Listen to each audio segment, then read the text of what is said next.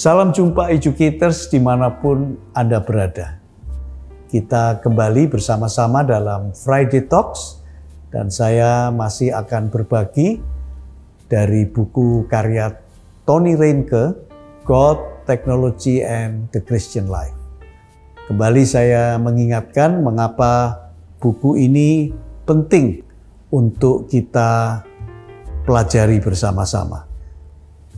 Minimal ada dua alasan. Yang pertama, kita sedang hidup di tengah perkembangan teknologi yang demikian pesat. Dan buku ini akan menolong kita bagaimana kita menyikapinya. Yang kedua, educator sebagai guru, sebagai orang tua, pemimpin, kita semua dipanggil untuk mempersiapkan generasi penerus agar mereka siap dan mampu untuk melakukan pekerjaan pelayanan dan membangun tubuh Kristus di tengah tantangan zaman. Efesus 4 ayat 12. Nah, mari kita sama-sama simak bab 3.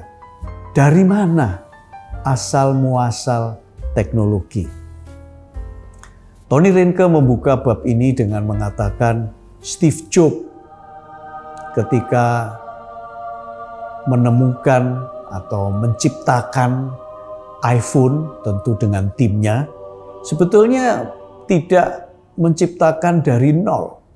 Dia melakukan penggabungan, mengkombinasikan, melakukan perbaikan terhadap teknologi-teknologi yang sudah ada sebelumnya. Ya, dia menggabungkan misalnya digital music player, cellphone, kalender digital, Rolodex, kemudian web browser, digital PDA, dan semuanya disatukan dalam sebuah layar sentuh dan jadilah iPhone yang kita tahu sebagai smartphone hasil karya Steve Jobs, begitu ya. Dan tentu saja educators, kalau kita perhatikan human inventors atau human innovators, ini sebetulnya hanya penemu-penemu, mereka memisah-misahkan, menggabung-gabungkan, seperti kalau anak-anak bermain di kotak pasir. Mereka membangun menara, membangun ini, membangun itu, begitu ya. Atau kita diberi satu box besar, potongan-potongan seperti ini, ya katakanlah seperti Lego begitu. Lalu kita membangun rumah, membangun berbagai macam karya. Nah, bagi orang yang punya pikiran yang sebagai manusia, kita pikirannya terbatas, tentu kita anggap ini sesuatu yang luar biasa, seolah-olah begitu banyak kesempatannya, seperti tanpa batas. Namun bagi Allah, Dia sudah tahu ada batasnya. Ya, sampai di sini kamu boleh bermain, kira-kira seperti itu. Nah, yang jelas Allah sendiri yang tanpa batas. Ia yang memulai segala sesuatu. Seperti tertulis dalam Kejadian 1 ayat 1. Pada mulanya Allah menciptakan langit dan bumi. Allah bisa menciptakan segala sesuatu dari ketiadaan. 1 Timotius 6 ayat 16 mengingatkan kita bahwa Tuhan adalah satu-satunya yang tidak takluk kepada maut, bersemayam dalam terang yang tak terhampiri, seorang pun tak pernah melihat Dia, dan memang manusia tidak dapat melihat Dia. Baginya lah hormat dan kuasa yang kekal. Amin. Itu yang Rasul Paulus tulis dalam 1 Timotius 6 ayat 16. Jadi jelas Allah menciptakan bagian-bagian terkecil dari berbagai materi seperti atom dari sesuatu yang tidak ada. Materi-materi yang kita tahu hadir di dunia ini adalah karena maksud dan rencana Tuhan. Mulai dari quarks, elektrons, muons, photons, dan berbagai materi-materi lain. Dan itu semua adalah seperti boundary dari keberadaan kreasi dari sesuatu yang tadinya tidak ada. Disusun satu persatu sedemikian rupa menjadi banyak hal dari yang tidak kasat mata sampai ke kasat mata. Creatio ex nihilo. Itulah yang bisa dilakukan oleh Allah, tidak bisa dilakukan manusia. Karena segala sesuatu yang Allah ciptakan itu tidak harus dari sesuatu yang sudah ada. Ya. Allah bisa menciptakan berdasarkan kebebasannya yang murni itu. Lalu apa peran kita? Kita diciptakan, dipanggil untuk menjalankan sebuah mandat menjadi penata layan atau stewards dari semua karya ciptaannya. Kita bisa kembangkan, kita bisa menemukan ini dan itu, menggabungkan dan sebagainya pada segala sesuatu yang sudah Tuhan ciptakan sebelumnya. Nah, kita bisa baca Kejadian 1-3, kisah tentang Adam dan Hawa. Bahkan ketika Tuhan bercakap-cakap dengan Adam dan Hawa. Bahasa misalnya, sebagai sarana untuk berkomunikasi, itu sudah Tuhan siapkan supaya Tuhan bisa berkomunikasi dengan kita. Di Kejadian 4 kita membaca bagaimana anak keturunan Adam dan Hawa, dua putranya, Kain dan Habel. Mereka adalah penyembah, pembawa korban persembahan kepada Allah yang pertama kali. Tapi kita tahu bagaimana ceritanya. Persembahan Kain tidak diterima karena tidak dilakukan dengan hati dan iman, tapi persembahan Habel diterima. Dan kita tahu ceritanya bagaimana Kain kemudian marah dan membunuh Habel. Namun educators, kalau kita perhatikan silsilah Kain, pada akhirnya kita menemukan keturunannya yang disebut dengan Yabal, Yubal, dan Tubal Kain. Nah, ada satu saudara perempuan lagi sebetulnya. Tetapi Yabal dikatakan di Kejadian 4, bapa orang yang diam dalam kemah dan memelihara ternak. Jadi ini cikal bakal apa yang Tuhan izinkan, begitu ya. Mereka diberi kecakapan, keterampilan. Lalu Yubal adalah bapa semua orang yang memainkan kecapi dan suling. Nah, tentu alat-alat ini juga harus diciptakan begitu oleh manusia. Dan Tubal Kain adalah bapa semua tukang tembaga dan tukang besi. Jadi mereka tidak tiba-tiba punya keahlian itu. Tuhanlah yang mengajarkan. Nah, sementara nanti kita tahu Adam dan Hawa kembali mendapatkan seorang putra pengganti Habel yang namanya Set. Dan Set memperanak Enos. Dan pada masa itulah dikatakan orang mulai memanggil nama Tuhan. Jadi kita paham dari garis keturunan Kain ada kecakapan-kecakapan yang diberikan manusia. Walaupun itu bukan mewarisi warisan spiritual, ya, karena kita tahu siapa Kain, pembunuh saudaranya. Tapi Tuhan izinkan apa yang Kain dan keturunannya bisa menghasilkan ini dan itu. Walaupun kemudian yang kita bahas di bagian kedua, Tuhan memusnahkan semuanya dan memulai lagi dengan garis keturunan Nuh. Nah, di dalam Yesaya 28 ayat 23 sampai 26 ditulis demikian. Pasanglah telinga dan dengarkanlah suaraku. Perhatikanlah dan dengarkanlah perkataanku. Kita tahu ini Tuhan yang meminta Yesaya menuliskan ini. Setiap harikah orang membajak mencangkul dan menyisir tanahnya untuk menabur.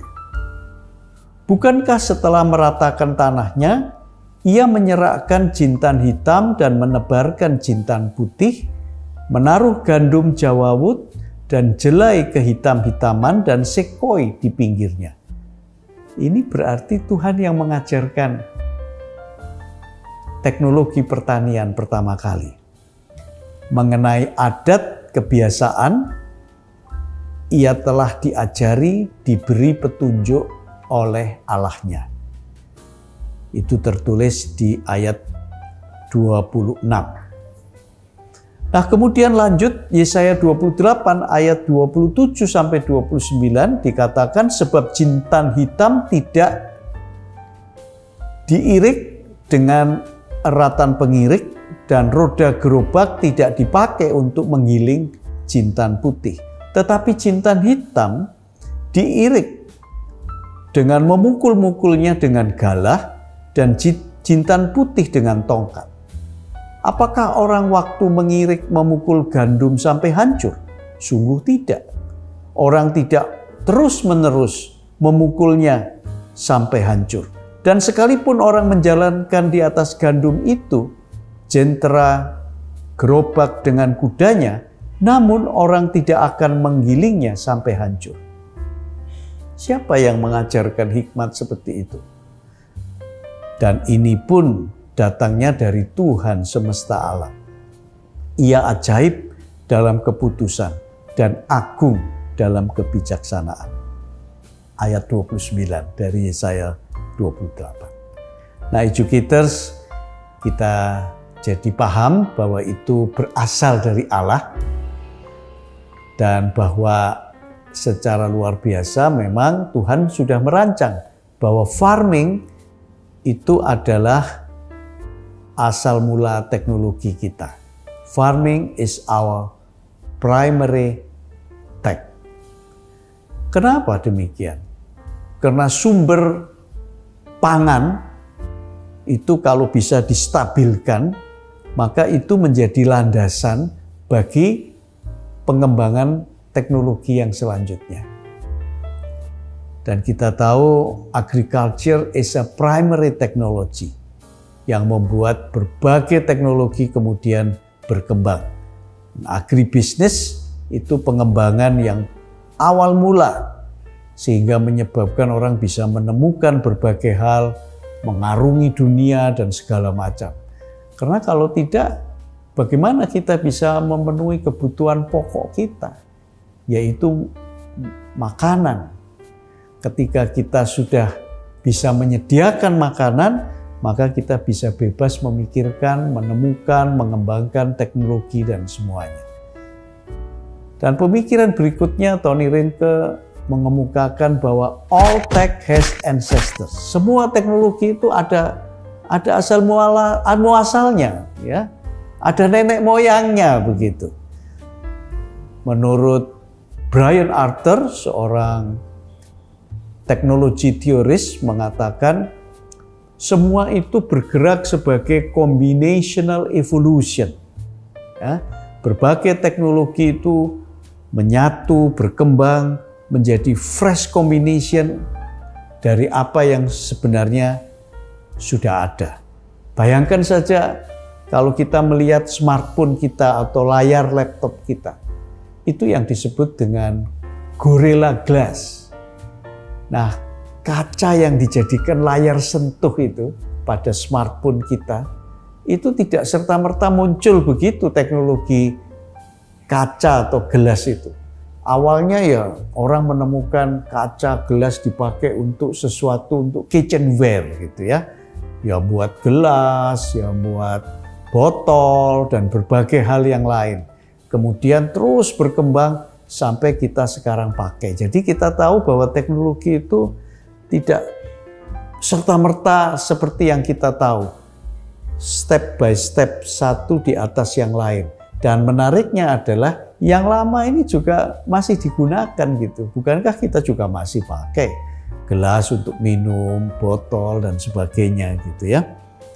Dan segala sesuatu mulai dari one primitive technology leads to the discovery of more advanced innovations. Ya, jadi semua teknologi yang kuno sekalipun itu terus berkembang satu dengan yang lain berdasarkan yang sebelumnya. Mulai dari tahun 4000 sebelum Masehi sampai nanti tahun 2100 begitu ya, masih berlangsung seperti itu. Dan pemikiran yang berikutnya adalah setiap inovasi menurut Tony Reinke adalah berpola seperti agriculture, seperti pertanian. Ya, another way to say it is every material innovation is equally rooted in creation. Ini yang mau ditegaskan, bahwa semua inovasi itu berakar dari kreasi atau ciptaan Tuhan. Ya, tidak tiba-tiba muncul dari pemikiran manusia.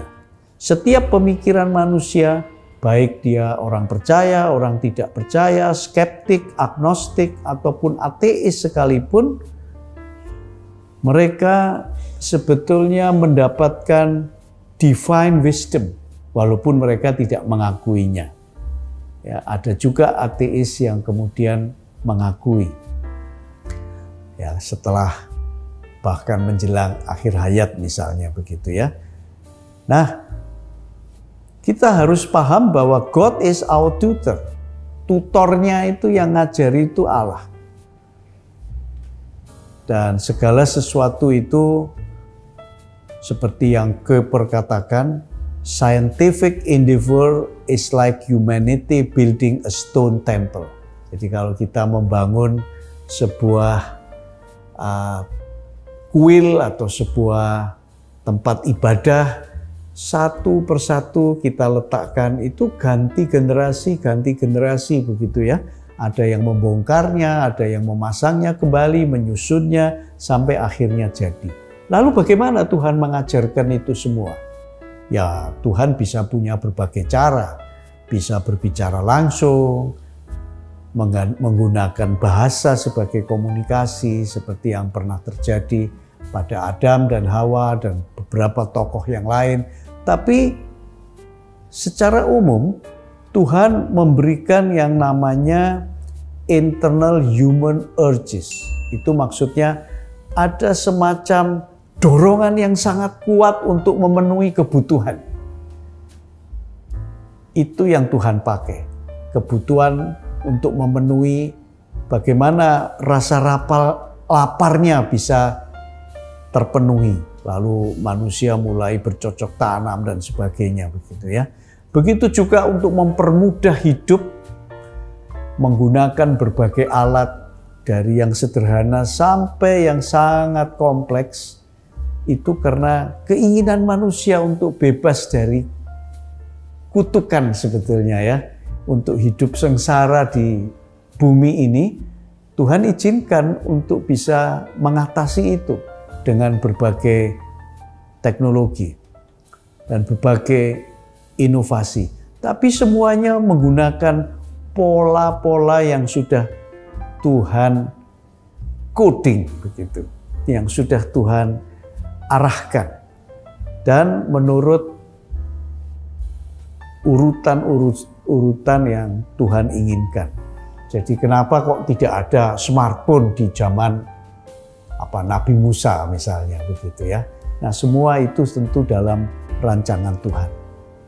Di Kolose 1 ayat 15 sampai 16 kita diingatkan begini. Kristus adalah gambar Allah yang tidak kelihatan, yang sulung, yang lebih utama dari segala yang diciptakan. Karena di dalam Dialah telah diciptakan segala sesuatu. Yang ada di surga dan yang ada di bumi, yang kelihatan dan yang tidak kelihatan, baik singgasana maupun kerajaan, baik pemerintah maupun penguasa, segala sesuatu diciptakan oleh Dia dan untuk Dia. Ibrani 11 ayat 3 mengingatkan kita, karena iman kita mengerti bahwa alam semesta telah dijadikan oleh firman Allah. Dan kita tahu siapa yang dimaksud dengan firman Allah, yaitu Yesus Kristus, Tuhan kita. sehingga apa yang kita lihat telah terjadi dari apa yang tidak dapat kita lihat. Jadi itulah educators, kita sekarang menjadi paham asal muasal teknologi. Bukan manusia yang mengancam Allah seolah-olah dengan penemuan-penemuannya yang spektakuler, dengan inovasi-inovasinya, kemudian seolah-olah kita bisa menggeser Allah itu menjadi usang, tidak diperlukan lagi. Sebaliknya, dengan iman kita tahu bahwa segala sesuatu asal muasalnya itu Allah sudah merancang dengan sangat detail, mulai dari kejadian 1. Allah sudah melakukan, menciptakan, membuat pola-pola, sudah melihat jauh ke depan. Langkah demi langkah Tuhan izinkan. Berbagai innovators, baik itu orang percaya maupun orang tidak percaya. Tapi semuanya sebetulnya ditujukan untuk kita bisa memanfaatkan. Jadi marilah kita bisa ikut serta menjadi innovators ataupun memanfaatkan inovasi-inovasi itu untuk menyembah dan memuliakan Allah. Itulah bagian dari hidup kita yang terbaik. Nah, sekarang bagian ini kita akhiri dengan memahami asal muasal teknologi yang perlu kita jelaskan kepada generasi penerus dengan membaca, mendalami Alkitab yang sudah Tuhan siapkan untuk menjadi penuntun hidup kita. Selamat merenungkan dan selamat berakhir pekan. Sampai jumpa pada bagian selanjutnya.